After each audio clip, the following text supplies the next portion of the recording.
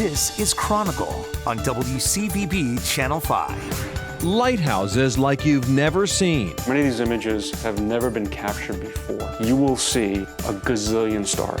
A replica Viking ship come to take over Plymouth. It's amazing how well she sails. All the pleasures of boat owning without the hassles. When they're done, they rinse it off and they walk away.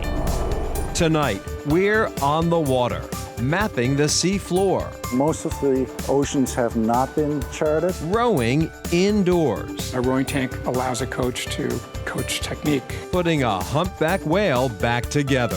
This is a rare specimen. There's nothing really like it. On the water, next on Chronicle.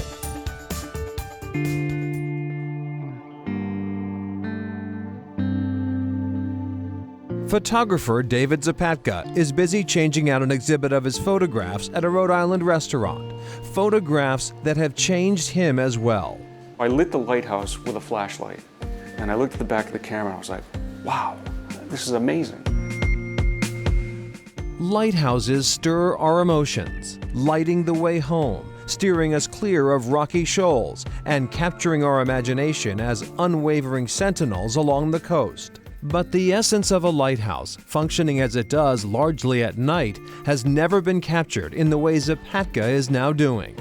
Shooting the pictures the way that I'm capturing them wasn't even possible until we had digital cameras. Zapatka, a local and network television photographer for 35 years and counting, realized that by using his television light kits and his high-end Nikon digital still camera, he could photograph the lighthouse, its beacon, and remarkably, the entire star field behind it.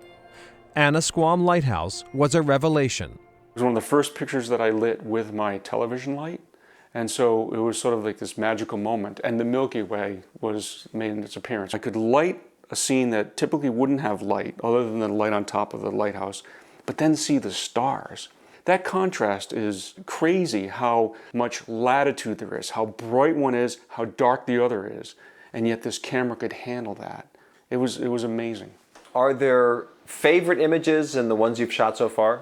At Sankaty on Nantucket, we were out there, Milky Way was perfect. It was, beautiful, perfectly clear night in the summer. And we had some heavy air, so as I looked up, beams were like shooting out from the lighthouse.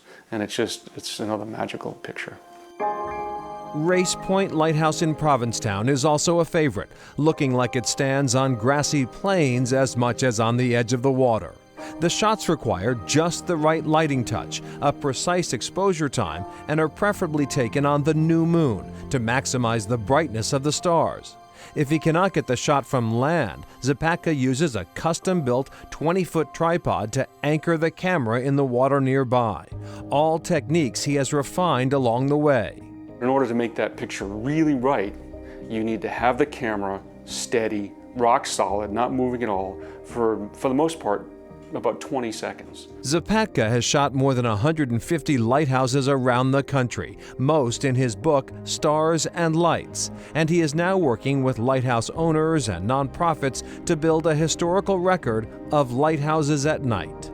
It was just sort of a hobby at the beginning. I didn't realize how much of it would take control of my life, and then I didn't realize how important the collection would become. In his television career, Zapatka has traveled the globe and worked with some of the biggest names in broadcast journalism. But this has added a new dimension to his portfolio of work. What aspect of capturing these images is most satisfying to you? Many of these images have never been captured before. So knowing that I'm adding to the historical aspect of that property, of that lighthouse. If you spend time in the middle of the night with your eyes adjusted to nothing but the darkness, you will see a gazillion stars. And to be able to capture that in an almost impossible way, that's really gratifying.